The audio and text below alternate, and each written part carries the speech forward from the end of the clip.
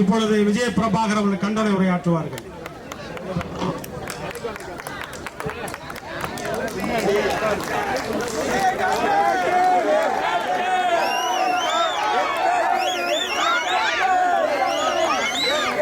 அன்பு கொண்ட பெரியோர்களே, தாய்மார்களே, அன்பு கொண்ட சகோதர சகோதரிகளே, இளைஞர்களே, பொதுமக்களே மற்றும் என் உயிரிலும் மேலான அன்பு தமிழ் நெஞ்சங்களே, உங்கள் அனைவருக்கும் என் முதல் கண் வணக்கத்தை தெரிவித்துக் கொள்கிறேன். இந்த சொல்லின் சொந்தக்காரோட சொல் இனி என் மூலம் தமிழ்நாடு தொடர்ந்துட்டே இருக்கும். சந்தோஷப்படுறேன். இன்னைக்கு தேமுதிக ஆர்ப்பாட்ட கூட்டத்துக்கு வருகை தந்திருக்கும் அனைத்து மாவட்ட கழக செயலாளர்கள், நகர செயலாளர், தொண்டர்களின் நேரம் எல்லாருக்குமே நான் நன்றியை தெரிவித்துக் கொள்கிறேன். இந்த நேரத்தில், ஒரு சோகமான நேரத்தில், இன்னைக்கு எல்லாருக்குமே வேலை இருந்தும், இன்னைக்கு ஒரு மோசமான நிகழ்வு தமிழ்நாட்டில் இருந்தும் இத்தனை பேர் உங்க வேலையை விட்டு இன்னைக்கு நம்ம கேப்டனோட லட்சியத்துக்கும் கேப்டனுக்காக கொள்கைக்காக இன்னைக்கு நம்ம எல்லாருமே போராடிட்டு இருக்கோம்னா அது தமிழ்நாட்டின் மக்களின் வாழ்வாதாரத்துக்கும் தமிழ்நாட்டு மக்களுக்காக மட்டும்தான் இந்த போராட்டம். இன்னைக்கு தமிழ்நாடு முழுவதும் நம்ம பொதுச் செயலாளர் அன்னியார் திருமதி பிரேமலதா விஜயகாந்த் அறிவித்துள்ளார்கள். அதை தொடர்ந்து இன்னைக்கு நம்ம எல்லாருமே இன்னைக்கு தமிழ்நாடு முழுவதுமே இன்னைக்கு நம்ம ஆர்ப்பாட்டத்தில் கலந்துட்டு இருக்கோம். இன்னைக்கு வள்ளூர் கோட்டம் சென்னையில இருந்து இன்னைக்கு முன்னாடி பேசும்போது உண்மையிலேயே மன வேதனையோட தான் இன்னைக்கு நான் வந்து உங்க முன்னாடி பேசிட்டு இருக்கேன். ஏன்னா பல்வேறு வீடியோ இந்த கள்ளச்சாராயம் இஷ்யூ வந்ததுல இருந்து கடந்த 4-5 நாட்களா இணையதளத்தில், யூடியூப்ல நம்ம எல்லாருமே பார்த்துட்டு இருக்கோம்.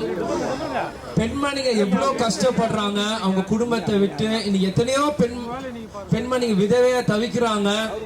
அதே மாதிரி இந்த கள்ளச்சாராயம் குடிச்சு அந்த ஆண்கள் வந்து அந்த சில வீடியோல பார்த்தேன், அவங்க எப்படி துடிச்சு உயிர் இழக்கிறாங்க.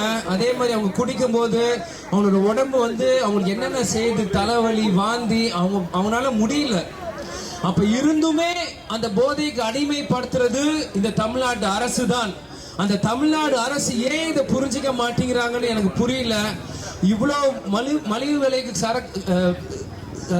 நம்மளோட கள்ளச்சாராயத்தை கொடுத்து மக்களுக்காக கொடுத்து எல்லா பக்கமே விற்பனை செஞ்சு கள்ளக்குறிச்சி முழுவதுமே இன்னைக்கு மக்கள் வந்து பாதிச்சிருக்காங்க. இன்னைக்கு பாத்தீங்கன்னா ஒரு 10 சென்ட்டுக்கு இருக்கிற ஒரு சுடுகாடு இன்னைக்கு 200 அடிக்கு வளர்ந்துருக்கு. கொரோனால எப்படி எத்தனை பேரை உடவிலக்கம் செஞ்சாங்களோ அதுக்கு இணையாக இன்னைக்கு கள்ளக்குறிச்சி கள்ளச்சாராய விவகாரம் நடந்துட்டு இருக்கு. இது மக்களுக்கு நீங்கள் எல்லா இடத்துலயும் சிந்திக்கணும். இன்னைக்கு பாத்தீங்கன்னா நேற்று கூட ஒரு நியூஸ் பார்த்தேன், சென்னையில 4 கேன் மெத்தனால் கேன் வந்து போலீஸ் பறிமுதல் செஞ்சிருக்காங்க நியூஸ் வருது. அப்போ இது கள்ளக்குறிச்சியில மட்டும் இல்ல, இன்னைக்கு இவ்வளவு பெரிய தலைநகரமா சொல்ற சென்னையிலேயே அது நடந்துதான் இருக்கு. இது மக்களாக நீங்களும் காவல்துறை இத்தனை பேர் இங்க சுத்தி இருக்கீங்க, பர்மிஷன் கொடுக்க மாட்டேன்றீங்க. நாங்க இங்க எதுவும் பிரச்சனை பண்றதுக்காக நாங்க கூட்டம் போடுறோம். உங்க பிரச்சனை, மக்கள் பிரச்சனை பேசுறதுதான் கூட்டம் போடுறோம். இன்னைக்கு இந்த வெக்கக்கேடு காவல்துறைக்கு உங்களுக்காக தான் பேச வந்திருக்கோம். ஆனா நீங்க அனுமதிக்கலன்னா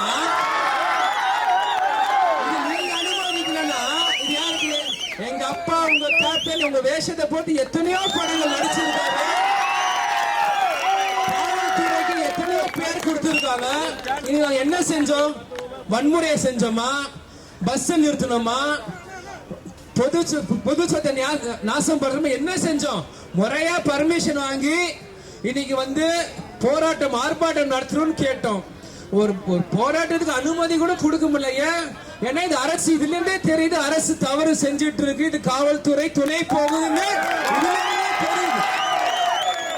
இது வேற எதுவுமே இல்ல. இன்னைக்கு 40 பெருமையா பேசுற திமுக அரசு இன்னைக்கு 40 உயிர் பலி கொடுத்திருக்கீங்களே, இந்த 40 உயிர் 40 சேர்க்க முடியுமா? இன்னைக்கு 40 எல்லா பக்கமும் போஸ்டர் ஓட்டுறீங்களே, அண்ணன் ஸ்டாலின் எல்லா பள்ளியும் சிரிச்சுட்டு போஸ்டர்ல போட்டோ கொடுக்குறாங்களே. இன்னைக்கு அந்த 40க்கு 40ன்றீங்க. இன்னைக்கு 58 உயிர்கள் இறந்துருக்கு. இன்னும் 100கணக்கான உயிர்கள் ஊசல் ஆடிட்டு இருக்கு. அது கண் பார்வையை இழந்து மக்கள் தவிக்கிறாங்க. இன்னைக்கு கிட்டத்தட்ட 120 பேர் தவிச்சிட்டு இருக்காங்க. அப்ப 120க்கு 120 திரும்பி போஸ்டர் ஒட்டலாமா?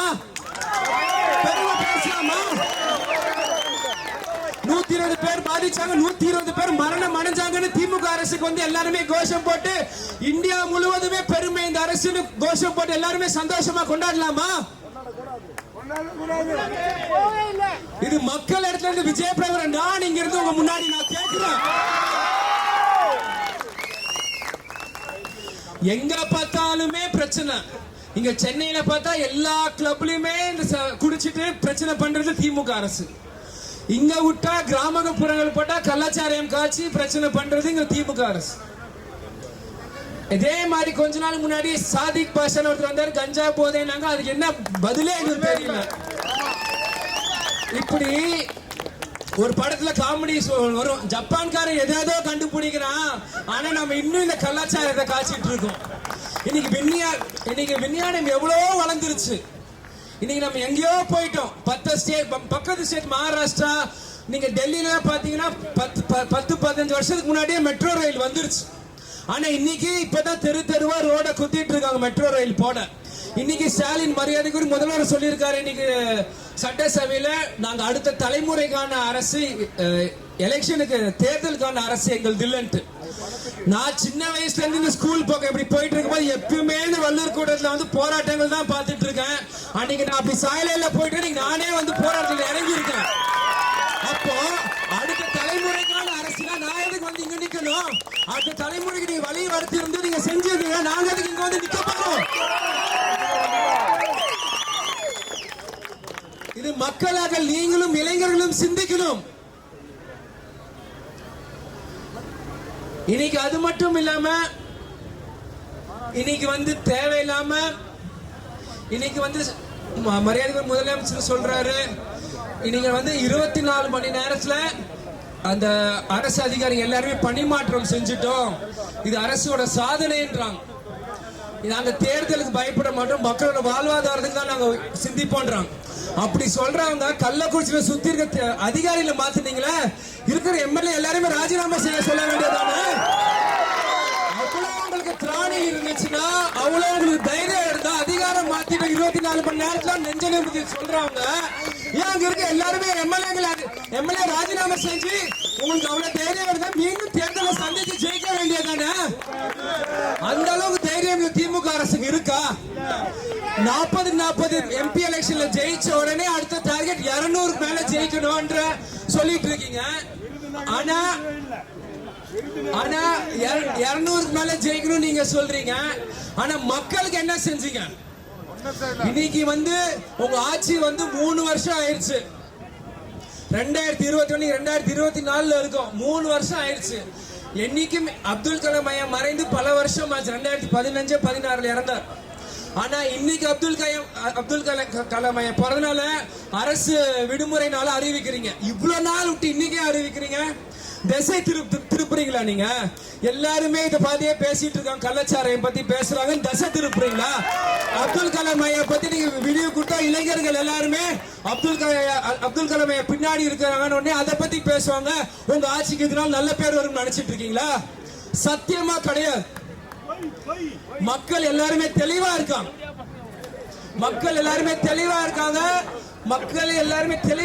யாரையுமே திசை திருப்ப முடியாது. இன்னைக்கு இவ்வளவு பெண்கள் என்னை சுத்தி இருக்கீங்க. பெண்கள் நீங்களும் உங்களுக்கு தெரியும், இந்த டாஸ்மாக் இங்க இருக்க சென்னையில் எத்தனை பேர் குடும்ப வாழ்க்கையை அழிச்சிட்டு இருக்கு. இன்னைக்கு கிராமப்புறங்களை கள்ளச்சாரி அழிக்கிற மாதிரி மெட்ரோபாலிட்டன் சிட்டில டாஸ்மாக் இன்னைக்கு எத்தனை குடும்பத்தை அழிச்சிட்டு இருக்குன்னு உங்களுக்கு தெரியும். அது ஆண்களை கேட்ட என்ன சொல்றாங்க? உடம்பு வலி, மனசு சோகம், அதான் 2 பாட்டில் விட்டுட்டேன் அப்படின்றாங்க. அப்ப உடம்பு வலி மனசு சோகம்னா அரசாங்கம் என்ன பாட்டில் விற்க கூடாது, அந்த மக்களுக்கு வாழ்வாதாரத்துக்கு வேலை வாய்ப்பு உண்டாக்கி கொடுக்கணும். அதுதான் ஒரு நல்ல அரசாங்கமோட வேலை. பாட்டில் விலையை குறைக்கிறது, கள்ளச்சாரை விற்கிறது, ஏன்னா உடம்பு வலிக்குது குடிக்கட்டும்னு சொல்றதுக்கு இல்ல. அவங்களுக்கு வேலை வாய்ப்பு நீங்க கொடுத்தீங்கன்னா இவங்க எதுவும் குடிக்க போறாங்க? காலையில இருந்து சாயங்காலம் வேலையை பார்த்தா சாயங்காலம் வேலை குடும்பத்தோட சந்தோஷமா இருந்து நேரத்தோட படுத்து நேரத்தோட சாப்பிட்டு நேரத்தோட வேலைக்கு போயிட்டு வருவாங்க. அந்த வேலை வாய்ப்பு இல்லாம என்ன பண்றதுன்னு தெரியாமதான் போதை கடிமையாயிட்டு இருக்காங்க இன்னைக்கு ஒவ்வொருத்தரும். இதெல்லாம் மாற்றி சொல்ல முடியும். மக்கள் நீங்க சொல்லுங்க. இது ஏதோ நாங்க வந்து திமுக அரசு குறை சொல்றோம், நீங்க நோக்கம் இல்ல. மக்களோட வலி வேதனையை தான் இன்னைக்கு தேமுதிக தமிழ்நாடு முழுவதும் ஆர்ப்பாட்டத்தில் சொல்லிட்டு இருக்கோம்.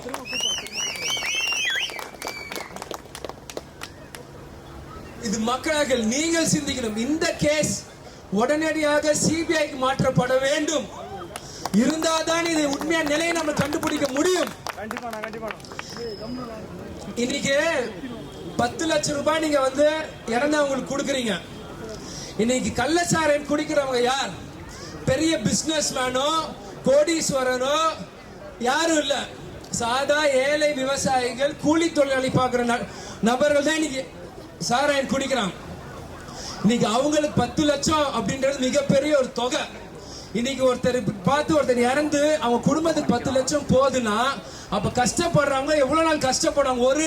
ஒரு சூழ்நிலையில அவங்களுக்கும் சிந்திக்க தோணும், ஒருவேளை நான் உயிரை விட்டுட்டேன்னா அந்த 10 லட்சம் ரூபாய் என் குடும்பத்துக்கு கிடைக்காதா அப்படின்னு மத்தவங்க சிந்திச்சாங்கன்னா அப்ப எல்லாருமே கள்ளச்சாராயம் கொடுத்து இறந்தா எல்லாருக்குமே நீங்க 10 லட்சம் கொடுப்பீங்களா? சரி 10 லட்சம் கொடுத்தீங்க, சந்தோஷம். திமுகவோட சொந்த காசியா கொடுத்துச்சு, மக்கள் வரி பணம் தானே கொடுத்தீங்க, மக்களோட வரி பணத்தை தான் கொடுத்திருக்கீங்க. இது நியாயமா? ஏதோ கள்ளக்குறிச்சியில ஒரு கிராமத்துல குடிச்ச ஒரு மக்களுக்கு தமிழ்நாட்டில் இருக்க எல்லா மக்களோட வரி பணத்தை தான் நீங்க கொடுத்திருக்கீங்க. உங்க அரசு தானே, திமுக அரசு தானே இன்னைக்கு கவர்மெண்ட்ல இருக்கு. ஏன் உங்க சொந்த பாக்கெட்ல இருந்து மக்களுக்கு கொடுத்தா என்ன குறைஞ்சா போயிருவீங்க? இன்னைக்கு கலைஞர் ஐயால இருந்து ஸ்டாலின் அண்ணல இருந்து உதயநிதி ஸ்டாலின் இருந்து அவங்க பையன் வரைக்கும் இன்னைக்கு எல்லாருமே வாழ்க வாழ்கன்னு பேசுறீங்களே. உங்க எல்லார் பேர்லயும் நிதி நிதின்னு இருக்குல்லையே, ஏன் அந்த கொஞ்சம் நிதியை நீங்க கொடுத்தாதான் என்ன? மக்களாக நீங்கள் சிந்திக்கணும். உதயநிதி, தயாநிதி, கலாநிதி, நிதி நிதி நிதி இருக்குல்ல, உங்க நிதியை நீங்க என்ன கொடுத்தீங்க மக்களுக்கு? அதே மாதிரி சம்பந்தப்பட்ட அதிகாரிகள் எல்லார் மேலும் எஃப்ஐஆர் போடணும். அவங்க எல்லாருமே என்ன பண்ணிட்டு இருக்காங்கன்னு கொண்டு வரணும். மக்களுக்கு நீங்க கொண்டு வாங்க. எல்லா குற்றமும் மக்கள் முன்னாடி கொண்டு வந்து நிரூபிக்கப்படணும். இது ஒரு சும்மா ஒரு சாதாரண விஷயம், சும்மா இன்னைக்கு விட்டுறோம் மட்டும் நினைக்காதீங்க. நிச்சயம் இந்த விஷயம் தொடரும். மக்களும் மீடியா நண்பர்களும் இந்த நேரத்தில் நீங்கள் துணையா நின்று இந்த விஷயத்தை நீங்க கிளறி எடுக்கணும். கண்டிப்பாக இது வந்து ரொம்ப ஒரு மோசமான நிலைக்கு போயிட்டு இருக்கோம். இன்னைக்கு நம்ம பீகார் யூபிஐ நம்ம தமிழ்நாட்டில இருந்து குறை சொல்லிட்டு இருக்கோம். ஆனா தமிழ்நாடு எந்த நிலைமையில இருக்கு நீங்கள் சிந்திக்கணும். இன்னைக்கு நம்ம தமிழ்நாடு எந்த நிலைமையில இருக்கு மக்களாக நீங்கள் சிந்திக்கணும். இன்னைக்கு இந்த திமுக வந்து என்ன சொல்றாங்க, இன்னைக்கு பாண்டிச்சேரியில இருந்து தான் இந்த மெத்தனால் உள்ள வந்துருச்சு, அது அங்க பாஜக பண்ற வேலை அப்படின்றாங்க. அதே மாதிரி இன்னைக்கு திமுக என்ன சொல்றாங்க, அதே மாதிரி ஜிப்மர் மருத்துவமனையில மருந்து வாங்கி இன்னைக்கு மக்களை காப்பாற்றணும்ன்றாங்க. அப்ப அங்கேயும் பாஜக அரசு தான் இருக்கு. ஏன் இதை சொல்ல பாஜக ஆதரவோ திமுக ஆதரவோ நான் இங்க பேசல. இந்த திமுக பாஜக டிராமா பண்ணி இன்னைக்கு மக்கள் எல்லாருமே உங்களுக்கு முட்டாளாக்கிட்டு இருக்காங்க. அதைத்தான் நான் சொல்ல வரேன். நீங்க சிந்திக்கணும்.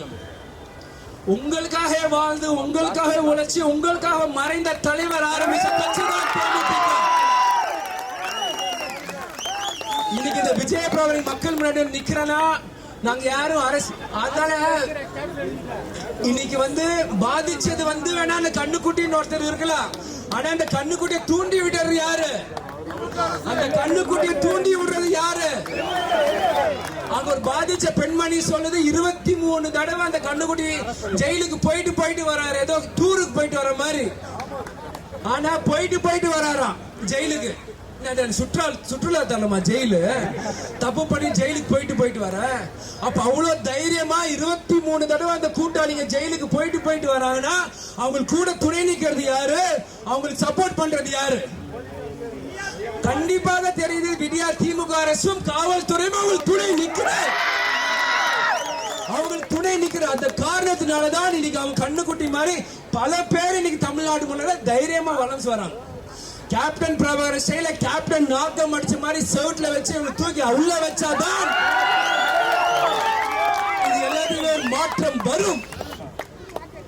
உதயசூரியன் அதே போட்ட கட்சியில கேப்டன் மாற்று சக்தியா வந்த உழைச்சார். சூழ்ச்சியால் வீழ்த்தப்பட்டார். என்ன சூழ்ச்சியாக இருந்தாலுமே அது எதிர்நீச்சல் போட்டு வந்தவங்க தான் இன்னைக்கு தேமுதிக தொண்டர்கள். தோல்வியை கண்டு பயந்து ஓடுற கட்சியில தேமுதிக. எத்தனை தோல்விகள் வந்தாலும் எத்தனை சோதனை வந்தாலும் உங்களோட நிக்க கேப்டன் மகன் நான் உங்களோட இந்த தமிழ்நாடு மக்களோட நிக்க நான் தயாரா இருக்கிறேன். எங்க அப்பாவோட கனவு லட்சியம் என்ன? உங்க கேப்டனோட கனவு லட்சியத்தை காப்பாத்த துணை நிக்க இந்த விஜயபிரபாகரன் வந்து இறங்கி இருக்கலாம். அது மக்களாக நீங்கள் பெண்கள் தொண்டர்கள் நீங்க கூட நிக்கணும். அதனால் இந்த வழக்கு இந்த கள்ளச்சாராயம் கேஸ் உடனடியாக மீண்டும் சொல்ற சிபிஐக்கு மாற்றப்பட வேண்டும். இதுக்கு யாரெல்லாம் அதுக்கான உதவியா இருக்கிறாங்களோ எல்லாருமே மக்கள் வெளிச்சத்தை கொண்டு வர முடியும். அனைத்து எல்லாரும் மேலேயும் எஃப்ஐஆர் வழக்கு போடணும். இன்னைக்கு அமைச்சர் முத்துசாமி, மரியாதைக்குரிய அமைச்சர் முத்துசாமி அவர்களே, நீங்களே ரிசைன் பண்ண உங்களுக்கு பேர் நல்லது,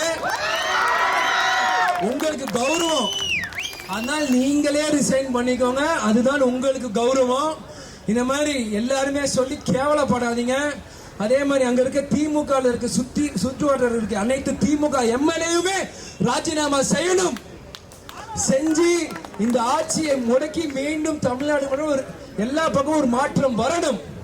அது மக்கள் நீங்கள் உங்க ஆள மனசுல ஒரு தீக்குச்சி மாதிரி ஒரு நெருப்பு எரிஞ்சாதான் மாற்றம் வரும். தேர்தல் நேரத்தில் நோட்டுக்கும் சோறுக்கும் பீருக்கும் விலை போனா இனி எந்த வருஷம் இல்ல எத்தனை வருஷம் ஆனாலும் கள்ளச்சாராயம் யாருனாலையும் ஒழிக்க முடியாது. எந்த மாற்றமும் வராது. மேடை போட வேண்டியதான், மைக்க பிடிக்க வேண்டியதான், பேச வேண்டியதான், கத்த வேண்டியதான், போயிட்டு இருக்க வேண்டியதான். எந்த மாற்றமும் வராது. மக்கள் நீங்கள் சிந்திக்கணும். அதனால் வரவேற்பு கொடுத்த எல்லாருக்கும் நான் நன்றியை தெரிவித்துக் கொள்கிறேன்.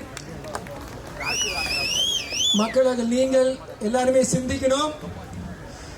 காவல்துறையும் இந்த மாதிரி நேரத்தில் உதவியா எங்களுக்கு இருக்கணும். மரியாதையா நான் கேட்டுக்கிறேன். ஒரு ரிக்வெஸ்டா நான் சொல்லிக்கிறேன். நாங்க யாரும் பிரச்சனை பண்றது வரல, மக்கள் பிரச்சனை நான் பேச வந்தோம். ஆனா அனைத்து காவல்துறைக்கும் எங்களுக்கு ஹெல்ப்பா இருந்து ரிக்வெஸ்டா இருக்கும் நான் கேட்டுக்கிறேன்.